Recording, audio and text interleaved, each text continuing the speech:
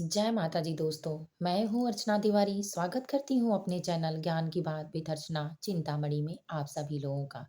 कैसे हैं आप लोग ये बताने के लिए कमेंट बॉक्स में जय माता जी, हर हर महादेव जरूर लिखिए। दोस्तों, आपने थंबनेल देखा होगा जैसा कि पितृदोष लगने से क्या क्या हानि होता है और पितृदोष किन 6 कारणों से लगता है। दोस्तों, आज तक आपने बहुत ऐसी सारी वीडियो देखी होगी कि जिसमें पितृदोष निवारण के लिए ये करें, पितृदोष का उपाय क्या है, पितृदोष कैसे पता चलता है। लेकिन आज की वीडियो में आप जानेंगे कि पितृदोष किन 6 कारणों से लगता है। दोस्तों, शास्त्र के अनुसार पितृदोष लगने के बहुत से कारण हैं, लेकिन जिसमें ये मुख्य कारण 6 हैं, इन सब बातों को सबको जानना चाहिए।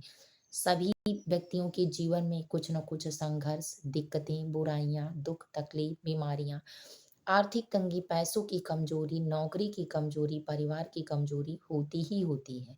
लेकिन क्या आपको पता है कि आप इतनी मेहनत करना चाहते हैं, आगे बढ़ना चाहते हैं, तो इसमें बाधा पहुंचाने वाला ऐसा कौन सा दोष हो सकता है कि जिसके कारण आप परेशानियों का सामना कर सकते हैं या कर रहे हैं कठिनाइयों का सामना।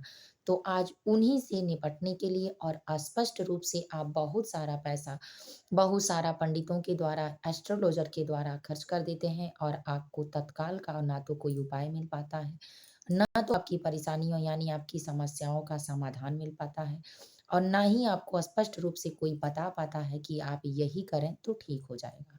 तो दोस्तों, और इसके विशेष लक्षण क्या हैं, आप स्वयं से इस वीडियो को देखिए और जानिए। दोस्तों, इससे पहले आप हमारे चैनल पर नए हैं, मेरी वीडियो आप पहली बार देख रहे हैं, तो आपको मेरे हर वीडियो का नया नोटिफिकेशन पहले प्राप्त हो जाए, इसके लिए हमारे चैनल को सब्सक्राइब कर लें। अगर मेरी वीडियो आपको पसंद आती है तो कृपया करके लाइक ज़रूर कर लें। दोस्तों, आज की वीडियो में हम जानेंगे यही कि पितृदोष के ऐसे कौन से 6 उपाय हैं कि जिससे लगते हैं पितृदोष और क्या दिखाई देता है आपको लक्षण, यानी स्पष्ट रूप से बात करें तो पितृदोष किन 6 कारणों से लगता है और इससे हानि क्या-क्या होती है, स्पष्ट रूप से डायरेक्ट आपको पता चलेगा।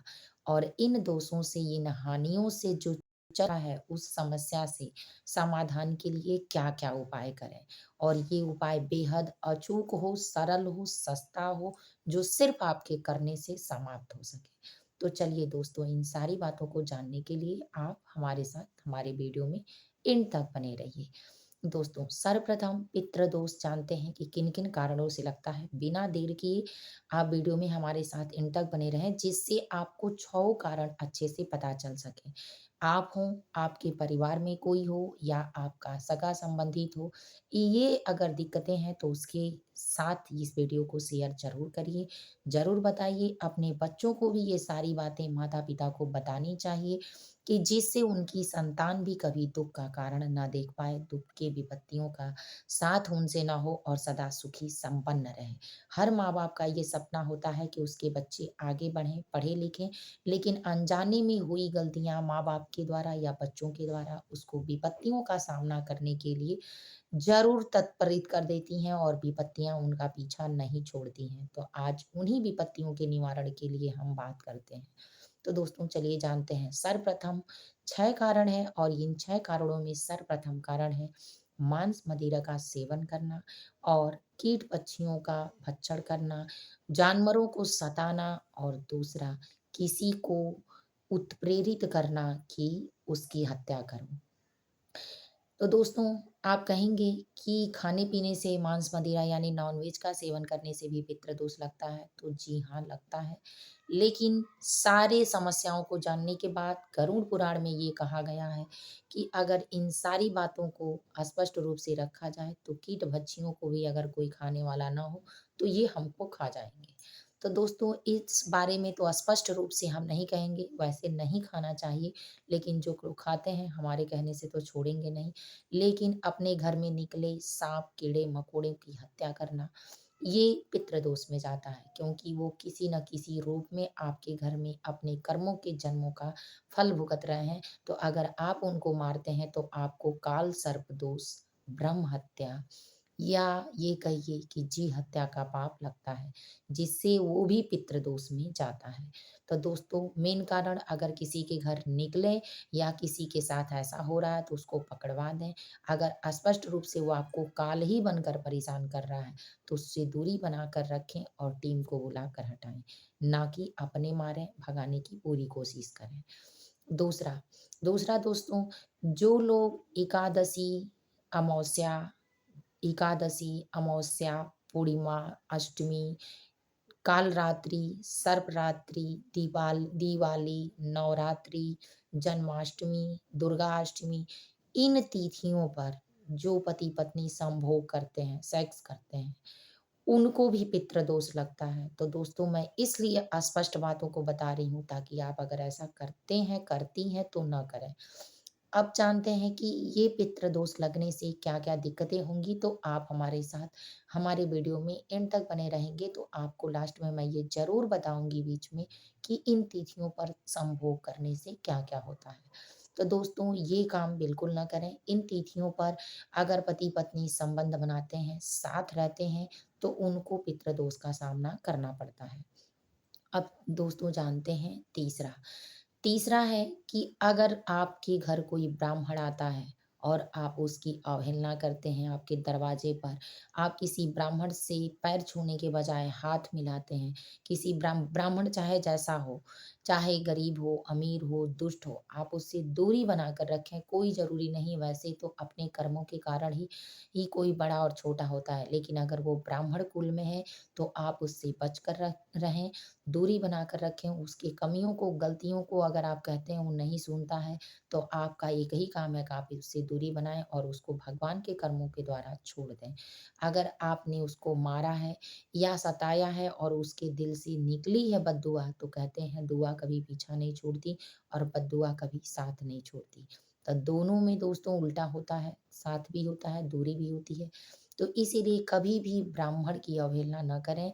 जीव-पशुओं के साथ-साथ ब्राह्मण को भी उत्तम संस्कार, उत्तम कर्मों के कारण ही ब्राह्मण कुल में आया है, लेकिन कुछ गलतियों के कारण उसको सम्मानने का यानी इन दोषों का सामना करना पड़ रहा है, तब तो आप उसको कमी देख पा रहे हैं। तो इसीलिए उससे दूरी बनाएँ, ब्रह्म हत्या का दोष अपने सर पे न लें, किसी ब्राह्मण से बुरा शब्द न सुनें, उससे दूरी बनाकर रखें। दोस्तों चौथा दोष है कि जब कोई महिला अपने घर में गर्भवती होती है और 3 महीने के बाद जब जी पड़ जाता है उसमें, तब किसी गोली उपचार की सहायता लेती है और जी हत्या होता है उससे, तो वो दोष भी पितृ दोष में जाता है। तो इसलिए दोस्तों इन दोषों से दूर रहें, पहले ही उपचार कर लें और पहले ही सैटिस्फाई। दोस्तों आप सोच रहे होंगे कुछ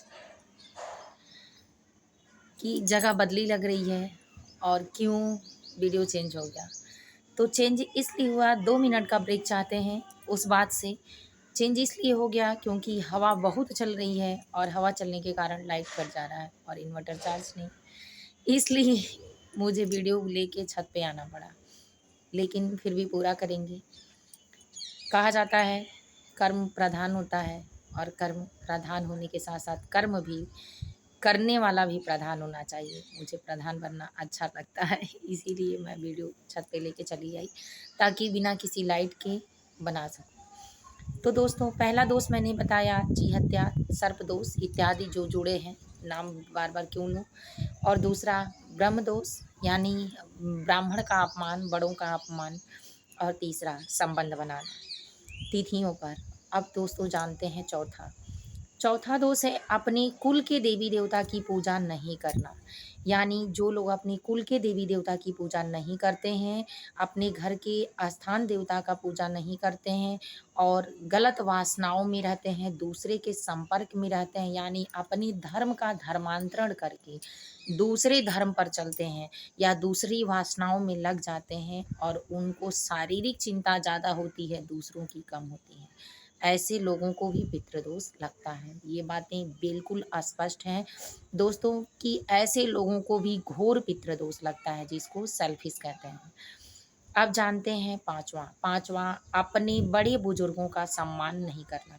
दोस्तों इस पे विचार थोड़ा 5 मिनट ज़रूर दें क्योंकि ऐसे कुछ बड़े भी हैं कि जिसका सम्मान करना आसान नहीं है।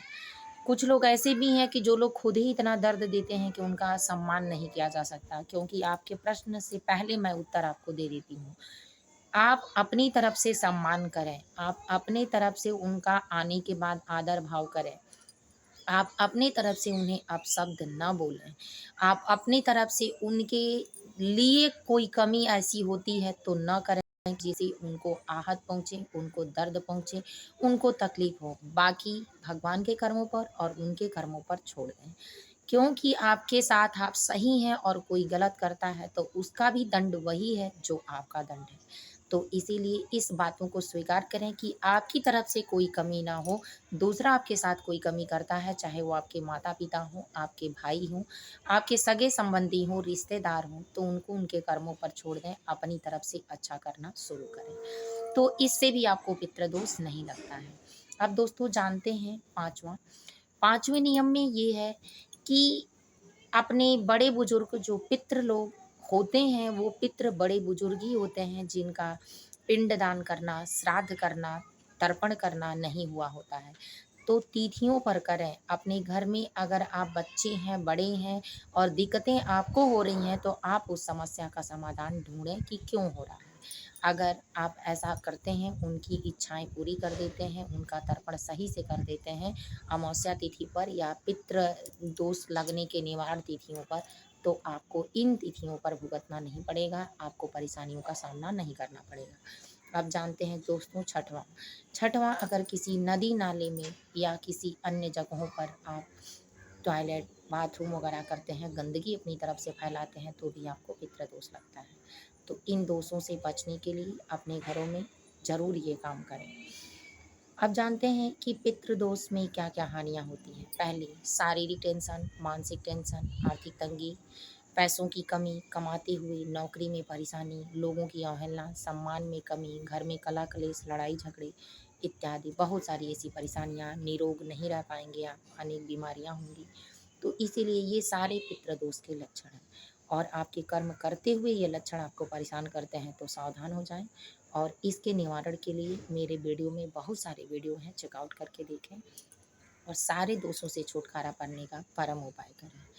दोस्तों, अमावस्या तिथि पर भगवान को भोग लगाना, भजन कीर्तन करना, चिंतन मनन करना, अपने धर्म को बचाए रखना, अपने धर्म की आस्था पर चलते रहना ही अपना सर्वश्रेष्ठ कर्म है। तो इसको ज़रूर करें। उम्मीद है कि आपको वीडियो सारी समझ में आई होगी। अगर आई हो, पसंद आई हो तो वीडियो को लाइक लें, चैनल को सब्सक्राइब कर लें। फिर मिलेंगे एक नए वीडियो में नए ज्ञान के साथ। तब तक वीडियो मैं यहीं एंड करती हूँ। जय माता जी, हर हर महादेव।